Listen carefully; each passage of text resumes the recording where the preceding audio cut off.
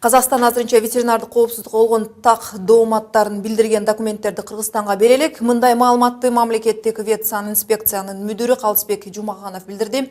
2015-жылы Қазақстан Кыргызстанга 60 талап койсо, ал эми 2016-жылдын этегине алардын 2 гана талап калган эле. Ушул тапта кыргыз тарап коңшу мамлекеттен тийиштүү маалым каттарды күтүүдө. Айта кетсек, Казакстан жылдын башында Кыргызстандан чыккан эт жана сүт азыктарын кара жол аркылуу ташууга тыюу салган. Ошону менен бирге темир жол менен ташууга эч кандай чектөөлөр жок, бирок ташуучулардын айтымында бул чоң чыгымдарга алып келиши мүмкүн.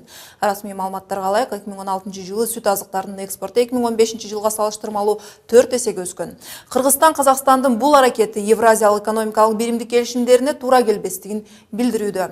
Теманы студия ичинде Маек менен улантабыз. Бүгүн бизде Кыргызстандын импорт жана экспортчулар бирикмесинин төрайымы Ленара Ниязбекова конокто. Саламатсызбы? Казакстан өз аймагы аркылуу Кыргызстандан эт жана сүт азыктарын автоунаа аркылуу ташууну тыюу салды. Кыргызстандык экспортерлор өз продукцияларын темир жол аркылуу гана ташый алышат.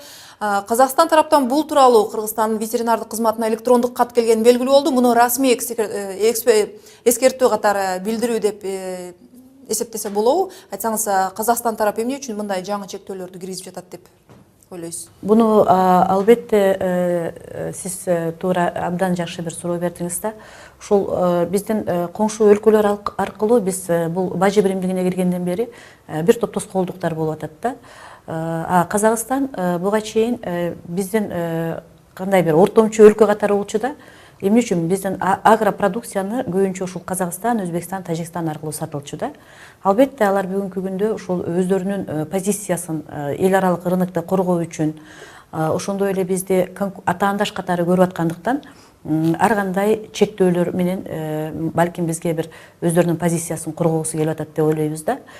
Бирок сиз туура айтасыз. Бул бир эле кандайдыр бир электрондук билдирүү менен гана чектеле турган маселе эмес. Анткени дегенде бажы биримдигинин алкагында, бажы биримдигине кирген өлкөлөр ортосунда атайын макулдашуулар бар. Кызматташуу боюнча менимче ошол макулдашуулардын ошол бажы биримдигинин алкагындагы мыйзам ченемдүү бул товар айландыруунун өзүнүн чен өлчөмдөрү бар. Менимче ошол негизде чечиле турган нерсе да.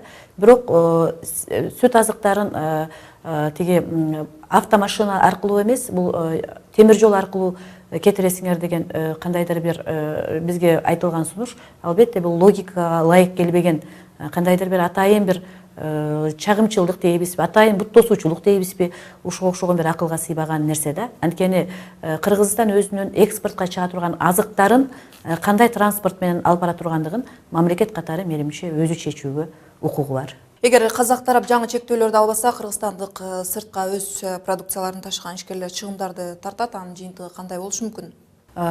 Сиз билесиз, биз 25 жылдан бери эле ушул коңшу өлкөлөрүбүзгө бир эле мыйзамдын чегинде эмес, адамгерчиликтин чегинде дагы мамиле жасап келебиз да. Биздин кыргыз мамлекетибизде ошол эле казакстандык ишкерлер дагы бир топ ишкердүүлүктөрүн алып барып жүрүшөт да. Бирок сиз өзүңүз баса белгилегендей, чындап эле ушундай тоскоолдуктар боло берсе, бир эле ишкер жаатындагы эмес, өндүрүшүбүз дагы кандайдыр бир чыгымдарга учурашы мүмкүн. Ошондуктан биздин өкмөт менен ишкерлер биримдиктери Казак Республикасынын бул бизге жиберген сунушу дейбизби, бизге айтылган эскертүүсү дейбизби, ушул нерсеге бачым жооп берип, бачым тиешелүү чараларды көрүүгө тийиш. Кыргызстан Евразиялык биримдикке киргенине карабай, Казакстан чек арадагы ветеринардык көзөмөлдү албай келет. Буга себеп Кыргызстандагы эпизоотиялык абалдын начардыгы болууда. Бул абалды жакшыртуу үчүн кыргызстандык кызмат жетиштүү чараларды көргөзүп жатабы? Биз жогоруда баса белгилегендей, биз азыр бажы биримдигине кирүү менен абдан чоң бир атаандаштык болгон аянтка чыктык да. Бул атаандаштык абдан бир аеосуз болот. Анткени дегенде өзүңүз билесиз, бул жерде бир канча атаандаштык бар. Бул жерде сапат атаандаштыгы бар, баа атаандаштыгы бар. Бул жерде көлөм атаандаштыгы бар да. Ошондуктан Кыргызстан ушул атаандаштык аймакка чыгып аткандан кийин өзүнүн позицияларын коргоого акылуу. Биздин атаандаштарыбыз ошо бажы биримдигине кирген Казакстан Республикасы, Белоруссия, Россия Федерациясы дегендей. Ушул атаандашууга чыгып атканда медалдын эки жагы бар деген сыяктуу да. Анткени ушул атаандашууга чыгууда биринчиден биздин ички өзүбүздүн өндүрүшчүлөрүбүз менен ишкерлерибиздеги маалыматтардын аздыгы болуп атат. Экинчиси ушул атаандаштыкка чыгууда бир эле жакты карап отуруп атканыбыз болуп атат да. Бул жерде өкмөт менен ишкерлердин ортосундагы бирдиктүү иш аракет болууга тийиш эле. Экинчиден биздин жарандарыбыз айрыкча соц сеттерден биздин жакшы жактарыбызды эмес, көбүнчө тилекке каршы абдан бир башкаларга бир мындай бир терс таасир калтыра турган маалыматтарды жайылтып аткандыгы дагы өзүбүздүн кендирибизди кесип атат да. Чындыгында айтышыбыз керек, биз бүгүнкү күндө ушул атаандаштык рыногуна чыгып аткандан кийин атаандаштыкка башкалар менен тең ата болуш үчүн жалпы аракет кылышыбыз керек. Бул ишкерлер дагы, бул өкмөт дагы, бул ошондой эле катардагы жарандарыбыз дагы, өндүрүшчүлөрүбүз дагы буга аракет кылышыбыз керек болуп атат да. Анан бажы биримдигинин алкагына кирген өлкөлөрдүн ортосунда атайын макулдашуулар бар. Ал жерде атайын жазылган мыйзамдар бар, ошондой эле жол картасы бар.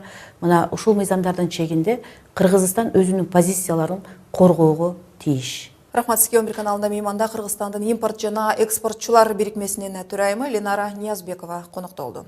Жаңылыктарды улантабыз.